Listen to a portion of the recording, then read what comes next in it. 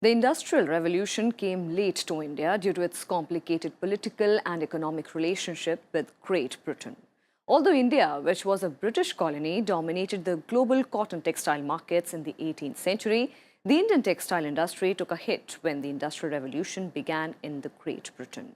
In this report, we will find out what propelled the Industrial Revolution in India and our journey to the Fourth Industrial Revolution. India was famous for her handicrafts right from the pre-British time. In the Mughal period, India had a considerable variety of arts and handicrafts. In several handicrafts, specialization of jobs had advanced to such an extent that particular classes of artisans undertook distinct processes and the finished products had a huge demand in foreign markets. But the Industrial Revolution, as it is known in the rest of the world, came late to India. This was mainly due to India's complicated political and economic relationship with Great Britain. Although India, which was a British colony, dominated the global cotton textile markets in the 18th century, the Indian textile industry took a hit when the Industrial Revolution began in Great Britain. The use of steam power in British mills reduced the cost of British cotton by 85%, making its textile goods internationally competitive for the first time. Britain quickly became a leading world exporter of textiles, displacing India in the process. In addition, in order to protect its new textile industry, Britain began to restrict textile imports from India and other countries by establishing tariffs and other protective policies. Great Britain began to export its own textiles to India. This led to India's deindustrialization, with British lawmakers pushing the country to become a more agrarian than industrial nation. New colonial laws forced Indian farmers to devote their fields to cotton crops instead of food, which led to widespread famine and poverty in India. The Industrial Revolution was in fact the worst period for Indian economy. It reversed the country's economic relationship with Great Britain to make it predominantly a supplier of raw materials for Great Britain and an importer of British textiles instead of a producer of textile goods. India came late into it was because when the first phase started, we sort of missed the bus. That was around 1780s or so. We were not, at that stage we were transitioning through our political changes and we were not able to take advantage. Europe was at an ascendant. In the second phase, what happened is that even then we were under the colonial masters, so we were not really able to capture the benefits of it. By the time the third phase came, we had become independent country and we did capture some of the value add, but what happened was that we were not really able to capture too much because our production processes had not really become very smart and there was still a lot of legacy issues that crippled us.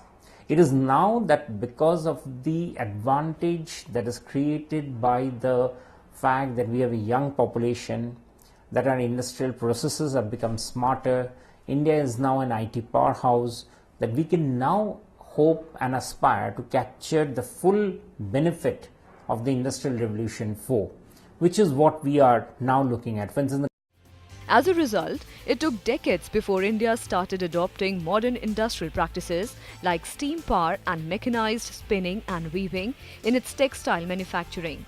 The Industrial Revolution came to India in 1854, when the first steam-powered cotton mill in Asia opened in Bombay. Growth was slow though, and the expansion of these modernized cotton mills didn't pick up until the 1870s and 80s. By 1870, there were 13 mills in Bombay. Cotton exports grew during the American Civil War when supplies from the USA were interrupted.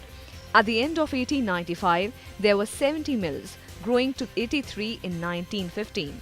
A period of stagnation set in during the recession of the 1920s. In 1925, there were 81 mills in the city.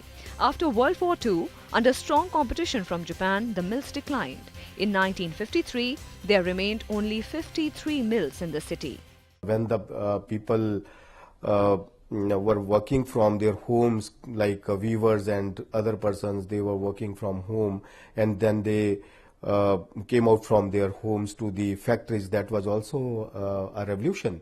Then some kind of rules and regulations and the use of machinery, that was also again a revolution. Then the use of computers, that was again a revolution. Now the advancement with the automation and robotics, that is also another revolution which we are now witnessing. So always the world is in the revolutionary system, one after one, and I believe this is not the end of the revolutions. Again we will face more and more advancement in the processes and adoption of the new technologies.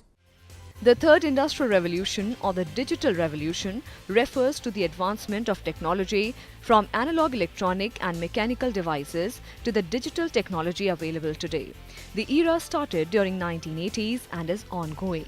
Advancements during the third industrial revolution include the personal computer, the internet, the information and communications technology. The first industrial revolution used water and steam to mechanize production.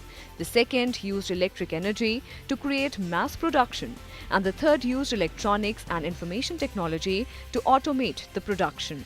The fourth industrial revolution, announced by Prime Minister Narendra Modi, is based more on big data and artificial intelligence.